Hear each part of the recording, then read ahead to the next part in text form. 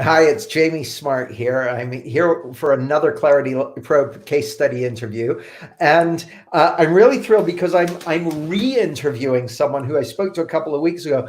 Because when I spoke to her a couple of weeks ago, she was talking about her story, which is a very dramatic story and really cool, and so that was really great to share.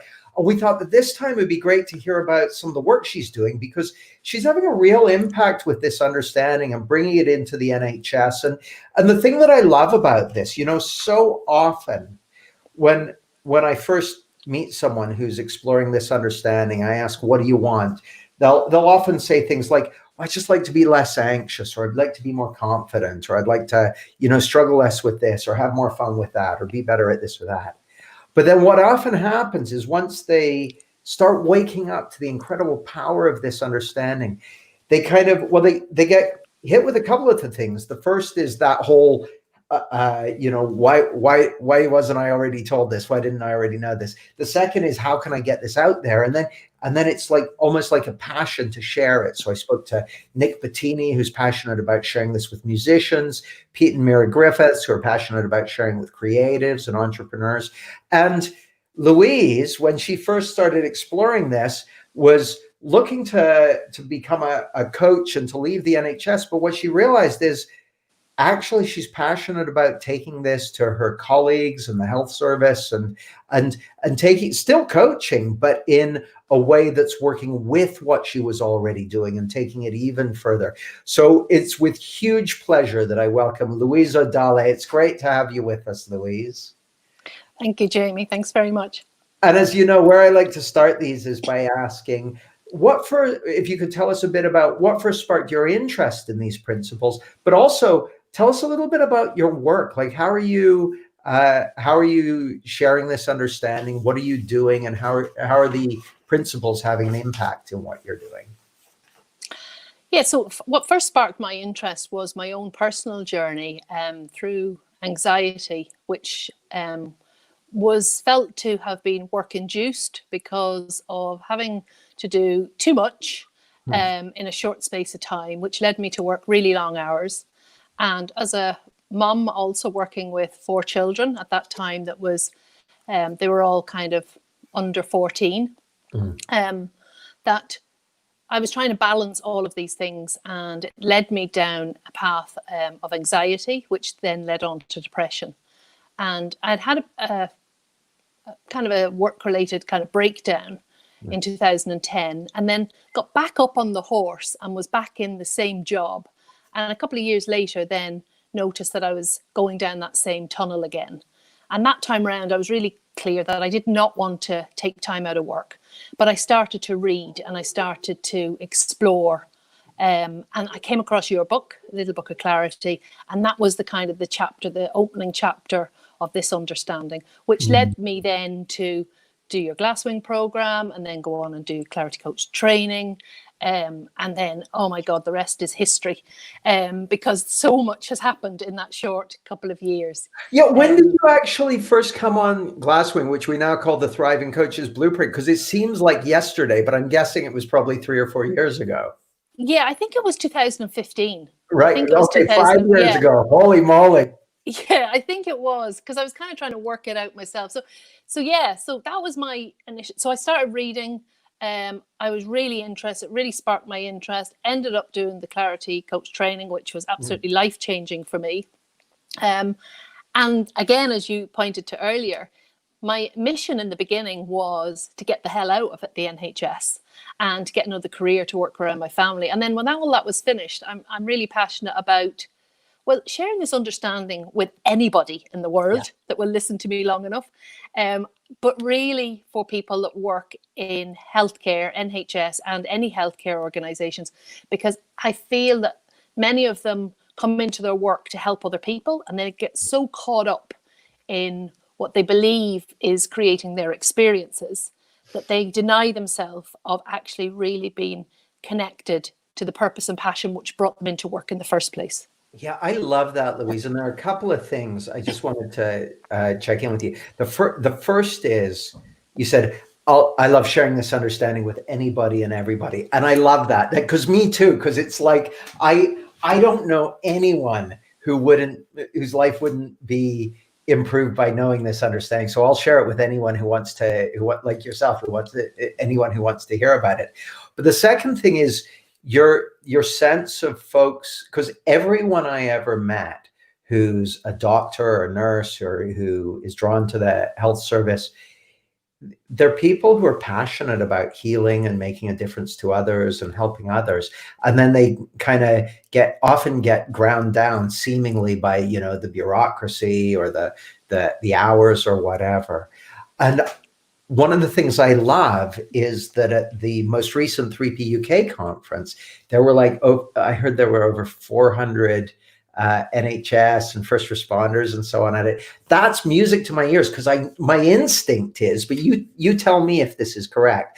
My instinct is that people in that world, once they hear something that can start to have a positive effect on health and well-being, they're all ears for it. Like there's a very practical aspect to folks in that world once they get past the, you know, whatever barriers there might be to it. But what's your sense? That's my sense. What's your sense of it? Yeah, I suppose my sense as well is similar to that, Jimmy. I think even in more recent times with the pandemic, that people that have been showing up, you know, kind of working in healthcare in the NHS, doctors, nurses, etc., have just been doing that as part of their role in life. Some people see it as a vocation, some people see it as a job. But the added pressure, I suppose, for people in the last number of months is not only are they trying to give all they can to their work, but they have all this additional thinking and worry and stress-related thinking about how in their showing up to do the work that they are paid to do, employed to do, can have an impact on themselves or their wider family. So prior to recent months, people didn't have that additional kind of worry and stress. So I think because of that, people appear to be a lot more open to hearing something different to help them. And people are really open. Anything that will help them to maybe show up in life with a bit more grace and ease. I do notice that people are being more open to that sort of a conversation, which maybe they weren't, 6 months ago. I love that. Well, isn't it funny? That's what my sense is. The way I've been describing it is that there's like a wave of interest in and openness to and receptivity for this understanding. And because of what's been going on with the pandemic and because of what's been going on with everything around that, it seems to be like there's never been a better time to share the principles with people. There's never been a time when people are going to be more receptive to it. So can you tell us a bit about how you're sharing the principles with people, like what kind of form that takes and what kind of contexts you're doing that in? So I suppose there's lots of context, and you mentioned the Three Principles Conference. You know, I don't know how it happened, but I was really fortunate to get involved with the organisers of the conference, and was very much part of that promotion about getting, you know, healthcare people, NHS people to attend that conference. So multiple people that I know in my organisation, for example, attended that conference. This would have been the first time that they would have been around an arena to listen about the three principles, understanding. That's cool. And many of those people then have, you know, they're interested in sparks, so they're away buying the Little Book of Clarity book, and they're away getting more materials because they're intrigued and want to know more. Brilliant. There's another few ways, I suppose, that I've been sharing. I've been coaching over the last few years a number of different staff at different levels, from consultant physicians to trainee doctors to senior pharmacists to admin staff to nurses to midwives, you know, right across the domain, all healthcare professionals. And just in very short space of time, 2 or 3 coaching sessions, people have been having real differences in their life. A couple of people that springs to mind for me is people that have experienced cancer. So they've been healthcare workers, and then they themselves have been diagnosed with cancer. And I had this absolutely fabulous conversation with this lady in the last few weeks who works in our organisation, and I had coached her a few years ago. And as a result of 3 sessions, she had got an increase in her job, kind of a couple of grades higher than she had usually worked. She was off her medication for the anxiety that she was experiencing. So that happened a couple of years later. And then last year or the year before, she was diagnosed with cancer. She went through that journey, and she was telling me a couple of weeks ago that she could never explain how much that this understanding had during her whole treatment. So I asked her to explain a bit more, what this meant to her. And one of the things she described to me was that when she had a really difficult, so she would have had a treatment of chemo, and she was really, really sick, and her mind went into overdrive. She didn't want to go to the hospital. She didn't want to be a burden on her family. And she was just going in, what if this happens? What if this happens? Which was creating so much noise in her head. And she says she always went back to the clarity snow globe that I used to talk about. And she used to shut herself off from her family. And she'd noticed that she had 1,000 thoughts, and then she had 800 thoughts, and then she had 400 thoughts. And then she would get herself to just having no thoughts across, get into a complete state of calm. And that would take her through that few hours of, sickness and pain and anxiety that she was going through as the chemo drugs raced around in her body and did what they needed to do. Yeah. So it's just endless, I suppose, examples of how this has really kind of impacted people, and that they've carried it with them in different, kind of when they face different, kind of challenges in their lives. So that is, and not only in health. I've coached people. I've coached a chief financial officer in a big global company as well. And again, when they see through this thought processes about the stories they've created and who they think they are. And one funny story with this particular lady was when they used to go on holidays, the night before the holidays, her and her family would all be not talking to each other because they would have had that much of a row about getting packed to go on holidays. Everyone was really kind of angry. And she just believed that that's how it was the night before they went on holidays. And I challenged her. The night before a holiday. And I challenged her and said to her, what if that wasn't true? What if, that wasn't? And we played this kind of a game that she got her packing done in advance. And I challenged her to, kind of go through. And the night before she went on holidays at 8:00, she was to send me a picture of a drink in hand, all her suitcases packed, and calm in the house. And she did it. But she always had believed that was just part of them going on holidays. We had to have the row. It was part of it. So every year she showed up and played it out. Yeah. And then when she realized that actually that's not true, just because she thought that and believed that about themselves, that they didn't have to. That's so cool, Louise. And a couple of things occur to me. One is, I think it's really cool that you're tending to do 3 sessions and seeing a big impact. And to me, like if as someone on the outside say, what is that? I would say, well, I guess that's a combination of Louise's understanding of these principles combined with her certainty about what her clients have going for them. But what's your take on it? Like, how would you, if someone says, hang on, like if one of your colleagues were to say, hang on, Louise, that person was going to therapy for years and they've come for 3 sessions with you and they're experiencing more well-being and mental clarity and peace of mind after 3 sessions than they were after 4 years of therapy. How do you account for that? How would you reply? How would you respond to a colleague who said that? Well, I suppose how I would reply is that for me, this is a different approach in the fact that we're not digging to find something to create a reason for it. It's pointing to how life is, and creating that space for insights for people to see that for themselves. So recently, there's a young girl that I'm coaching at the moment, and she's in her teens, young teens, and she's been to counselling a number of sessions. And I've done 1 session with her, and she told her mum that helped in comparison to all the counselling sessions she'd had. And we mucked about and we played and we talked about Dory and about, how Dory shows up in life without any kind of preconceived ideas of how it was. Is Dory the character from Finding Nemo? Yes, yes, Just checking. yes.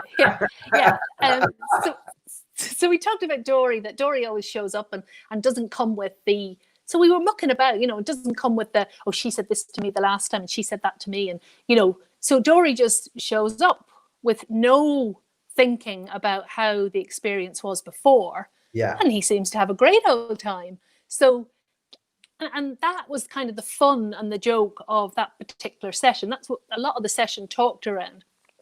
And we enjoy it. So the feeling is created. And then when the feeling is created, that also, I think, gives people that opportunity for insights for themselves. Yeah. Because once they get into that nice space and relax and get behind all of that noise and that chatter, that's where the wisdom and the truth of who they really are and how life works, really. And I think that is what's different for me, is that this is a different approach, and we're not trying to pin it on something, like find something in the background that, oh, it must be because your dad said that to you on that date, and that's the reason that you show up like that. We're not looking for a culprit. I love it. Yeah. Louise, what I heard you say was, oh yeah, I coach, consultant physicians and midwives and nurses and trainee doctors, but I've also been coaching, the CFO of a company and other. What's the journey been like for you from, oh, I'm on medication for anxiety, to having insights into this understanding, to now you're sharing this? Because my mind read is, Louise, that for a lot of the people watching this, they've had those first insights into this understanding, and it's making a difference to them, and maybe a bunch of insights, and maybe they've even already been taking steps to share it with others. But what you're doing, sharing it with people throughout your organization and people outside your organization and this sort of thing. I know you've been part of an international delegation where you did a talk to medical professionals from all over the world and then shared this understanding with them. What's the journey been like for you to go from, I'm on pills for my nerves, and to you're sharing, basically helping people wake up to their mental health? Like, what's that? What are the steps in that been like?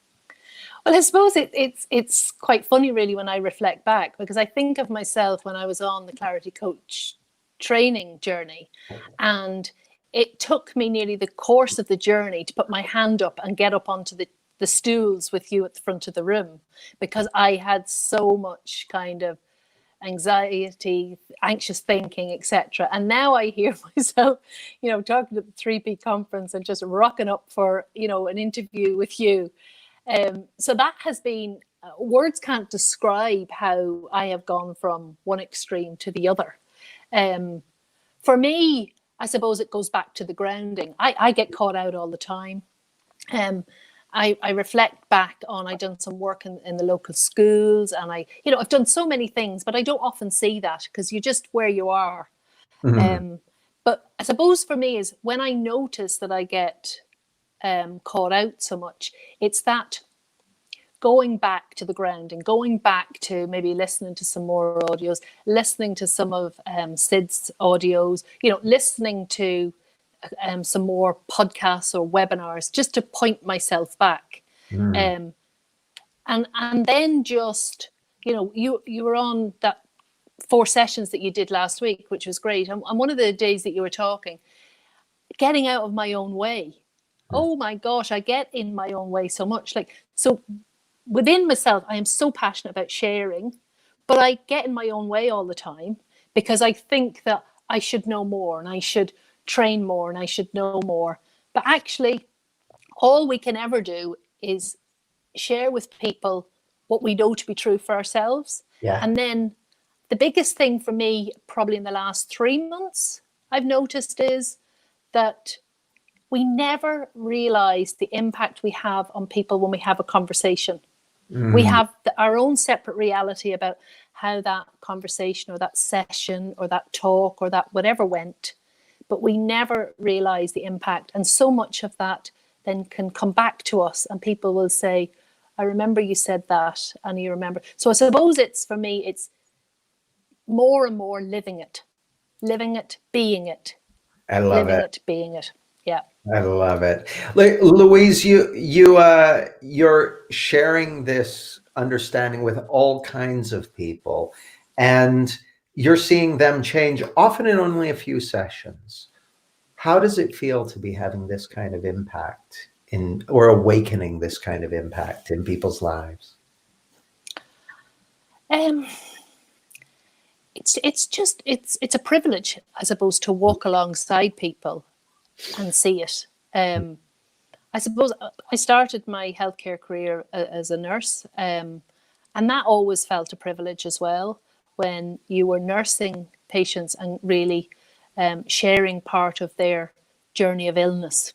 And for me, this is very similar to that, when you see people anxious and really kind of caught up in life, that I suppose the privilege is the word that comes to the fore for me, to be able to be part of that. And even of late, I'm on leave for this week, and I was getting myself organized about, kind of getting back into work this week. And the conversations I've been having now, I've just been nominated as our organization's General Medical Council's Wellbeing Coordinator now. So well obviously but there's obviously conversations that I've been having with different people that sees that I've got a different message to share, or I've got a message to share, or I've got a purpose. That wasn't something. So I suppose the other thing is, for me, is about just always being open for what's possible without trying to work it out. I love that. And, I feel so similar in terms of, it's a privilege to be able to share this understanding with people like yourself and all the people who are on this masterclass series and so on. Louise, you were one of the founder members of Clarity Pro, our membership community, which is for people who want to share this understanding, find their authentic voice, have an impact on others, and help get the principles out there. And for me, you're one of the people who's a great example of that. You share this understanding in your own unique way, and you're sharing it in your organization and outside your organization, and you are helping get these principles out there. My question was this: by the time we created Clarity Pro, you'd already been exploring this understanding for 4 years. What inspired you to become a founder member? I suppose from conversations and discussions we'd had as part of Clarity training about, getting a group of like-minded people to be able to build up, let's call it a tribe, of people that are in all walks of life, that can learn from each other and share with each other as much as we can to get this out wider. Because I always go back to my own personal journey and think, oh my gosh, if somebody could have spared this for me, in years gone by. And I see my children, you used to talk about, wouldn't it be great in a world that grew up with children that knew of this understanding? My children do. And my children do. My children do. That is so cool. Funnily enough, Louise, that was the thing that I didn't actually. So I've been talking about the first generation of children born to adults who already know this. I've been talking about that for 11 years, but it was only about 3 years ago, I suddenly started meeting those kids. And I was like, oh, we don't have to wait until everyone's over the line. It's already happening. And that's so cool to see. I loved what you said about a tribe of people who are looking in this direction. When I first came to this, my immediate realization was, hang on a second, 7 billion people on the planet, almost all of them are looking in the other direction.